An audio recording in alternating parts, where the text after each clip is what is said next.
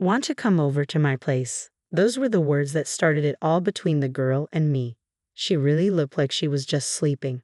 It had been a while since I last saw my sister quietly closing her eyes, not laughing, not crying, just sleeping in the cold coffin. Seeing her like that, the word passed away vaguely crossed my mind, but she didn't look dead at all. Her expression was so peaceful it felt unreal. She was still so young, someone murmured sadly. My sister was in her mid-30s. After a period of overwork and irregular living, she suffered a stroke. Her life should have had much more ahead of it. There must have been so many things she wanted to do, and she must have regretted it the most. What will become of Melanie? Someone's words shifted my gaze to a certain direction. In the dimmest corner of the funeral home, a girl was holding my sister's portrait dearly. That was Melanie, my sister's only daughter. My sister married young and had a child, but her happy marital life didn't last long, and she soon divorced. Is she going to be okay on her own? Back then, our parents were very concerned about her, suggesting she should come back home because of her job and the child from her former husband. Yet she declined with a smile. I'm fine, leave it to me. Even now, thinking back, that line was very much like her. She was exceptionally responsible and family-oriented. That's probably why she said that, not wanting to trouble our parents. True to her word, she raised her daughter Melanie admirably. I hadn't seen Melanie since she was little because my sister was always so busy. When I saw Melanie again after such a long time, she was already a high school student, and I was amazed at how quickly she had grown. What will Melanie do now? Thinking about her future made me feel anxious as if it were my own business. Mom, what's going to happen to Melanie now? In fact, she's going to a facility. What? I could have grasped the words immediately. It might have been the obvious course of action, but given Melanie was already alone and probably feeling lonely, being in an unfamiliar place could make her feel even lonelier. She must have cried a lot. Her eyes were red and swollen, her slender body shaking slightly as she hugged my sister's portrait tightly. Seeing Melanie and my sister's smiling face in the portrait made me want to help her, and before I knew it, I was walking towards her. What are you doing, Carl? I heard my mother's voice calling me, but I couldn't pay attention. Melanie, I stopped in front of her and called her name. She slowly looked up and stared back at me. Carl, she said, her voice trembling as if she were about to break. I bent down to meet her gaze and spoke gently. Melanie, if you want, would you like to come to my place? Really? Hearing my words, her eyes widened. Carl, what are you saying? My mother hurried over and grabbed my shoulder. I reassured her and continued, if you really want to go to a facility, then that's fine. But if not, come stay with me. While saying that, I suddenly remembered my sister's dazzling smile that I had seen since I was young. I wanted to protect this girl for my dearly beloved sister's sake. Melanie was staring at my outstretched hand, hesitating. I waited, not rushing her, letting her make the choice. Yes, I'll go, she said, looking at me with a determined gaze as she gently placed her hand in mine. If Mom could see this, she'd definitely cry. Yeah, I think so too. After that, we convinced my mother and the relatives, and I went back to my house with Melanie. As soon as we entered the room, Melanie sighed with a look of disbelief, glancing around my room.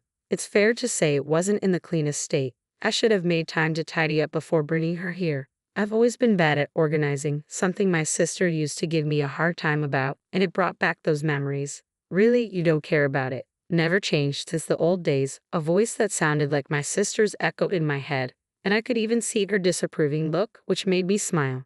As I saw Melanie's face, thinking how much they were like mother and daughter, she said, Carl, don't just stand there. Let's clean up. At that moment, Melanie handed me a trash bag, and I took it, snapping out of my reverie. Right, let's get to it. After about 30 minutes of cleaning together, the room, having been a mess, was quickly tidied up. Then we decided to have a late dinner. Opting for simplicity, we ate the junk food I bought on the way home, which Melanie seemed to enjoy, having not eaten it in a while. So what should we think about beginning this new life? Can you commute to school from here? It's just a different bus route, so I can commute. I was worried that bringing her here on our whim might inconvenience her, but knowing that eased my concerns. Besides getting a new bus pass, the real challenge starts now. Is there something wrong? Melanie swallowed nervously, showing an anxious face.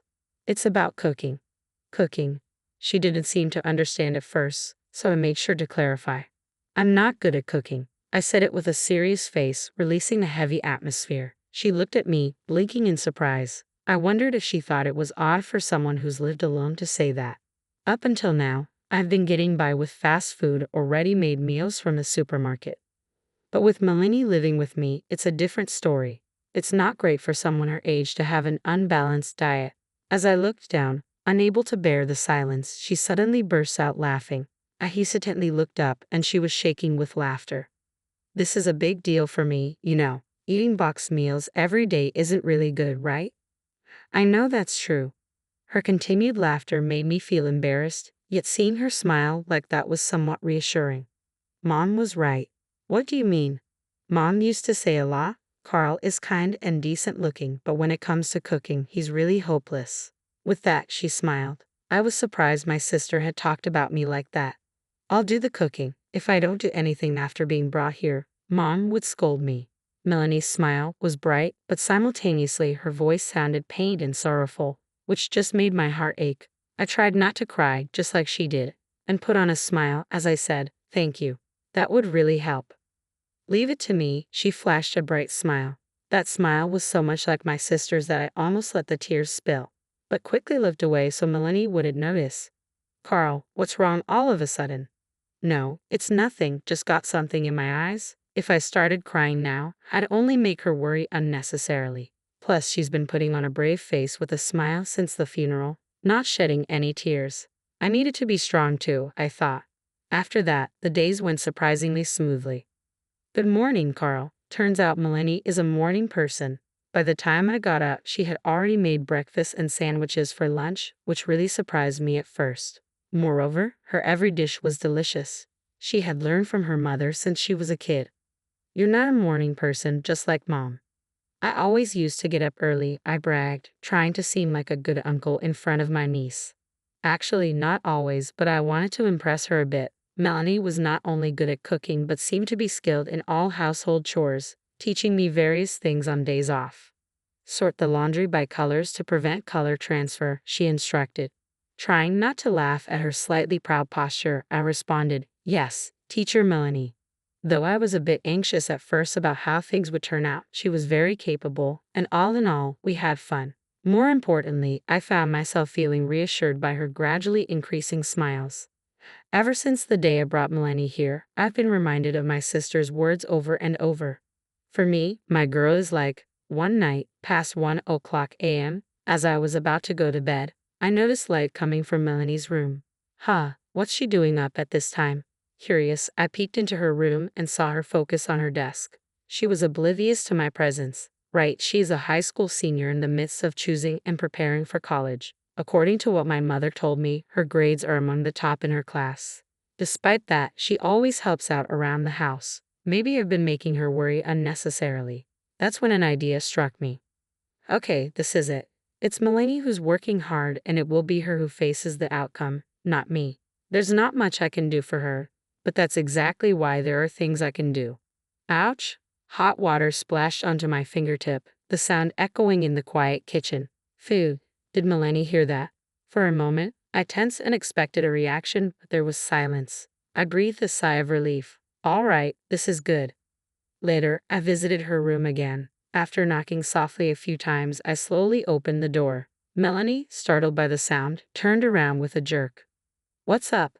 Seeing the study notes filled with dense text on her desk, I could tell how hard she's been working. "May I come in?" "Sure." Given she's a teenager, I asked for permission before stepping into her room, then offered her the tray I was holding. "I remember your mom mentioned you like hot chocolate, so here." Melanie took the tray, her eyes lighting up at the sight of the hot chocolate and hot dog, her face breaking into a happy smile. "Hot chocolate and hot dog, that's an odd combo, right?" "Yeah, but that's all I could make, and I thought it'd be just right for a late-night snack. You like ketchup, right?" I added so much the hot dog was drenched. The hot dog was simple, but I prepared it with all the love I could muster. "Thank you. I'm really happy." "This is nothing. Just make sure you don't stay up too late for tomorrow." "Yes, got it." I smiled kindly at her and quietly closed the door behind me. "By the way, how's living with your niece going?" During lunch at the company cafeteria, my coworker Charles, seeing the sandwich Melanie had prepared for me, asked with keen interest. It's going well. She seems busy with her studies lately. Since that day, the light in Melanie's room has often stayed on late into the night. She must be in the critical phase of her exam preparation. I've been quietly rooting for her. Last time I asked, she was about elementary school age, but now she's already that old. But really, it's amazing. It hasn't been long since her mom passed away, and yet she's teaching you household chores as well as cooking for you. She's really mature. I think that's right, I thought to myself. I hadn't realized how capable Melanie was until we started living together. When I saw her at the funeral after a long time, her eyes were red and swollen. She must have cried a lot. But since we started living together, I haven't seen her cry even once. Lately, I've been seeing her smile more. She must be trying her best to get through this in her own way. Maybe I'll buy a cake on the way home today. Wow, you sound just like an uncle. Cut it out. I am Melanie's uncle after all. I've been busy with work and I haven't even been able to properly prepare a midnight snack for her. I feel like I haven't done anything for her. I remember she said she had an important presentation today. Maybe I should get her a little something as a way to say good job. There's a small cake shop near the grocery store, and once when we passed by, I didn't miss Melanie murmuring, "That looks delicious," as she looked at the cakes in the window. I also noticed she was particularly eyeing the chocolate cakes. After work, I hurried to the cake shop and bought various types of chocolate cakes. Looking at the white box, I couldn't help but smile, thinking of how much she would enjoy them. I wondered how Melanie would react. Imagining her smile, I hurried home. "I'm home," I called out, but nobody responded. The usual greeting wasn't there. What's going on? I walked down the hall and noticed a faint light coming from Melanie's room. Maybe she was concentrating on her studies, holed up in her room. I moved slowly towards it, feeling somehow that I needed to be quiet, though it was my own house. With each step closer, faint voices reached my ears, growing louder until I realized it was the sound of crying. My heart clenched. Had Melanie been crying alone in her room the whole time? I believed she was doing so well. I chose to watch over her from afar, believing in her strength. I'm right here for her, but what am I doing? I slowly grasped the doorknob and said, "Melanie, I'm coming in, okay?" As I opened the door, Melanie turned around quickly, surprise written all over her face. Tears were rolling down her cheeks. "It's not what it seems," she said, trying to hide her tearful eyes and wet cheeks. She roughly wiped them with the sleeve of her shirt.